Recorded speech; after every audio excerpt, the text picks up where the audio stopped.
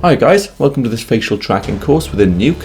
We're going to cover a range of processes in this course, such as manual and automatic tracking and how we can use Nuke's camera tracker to get an object track.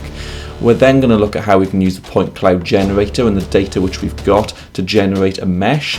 With that mesh, we're then going to jump into Maya and we're going to look at retopologizing it and making it just to make it work for us. And then we're going to jump back into Nuke and look at how we can project any texture we want onto that mesh. And we'll finish off, after we've looked at all these skills, we'll finish off by sculpting a little Voldemort nose and projecting a Voldemort nose texture onto our mesh to get our finished product. So I'll see you in the lessons and I really hope you enjoy.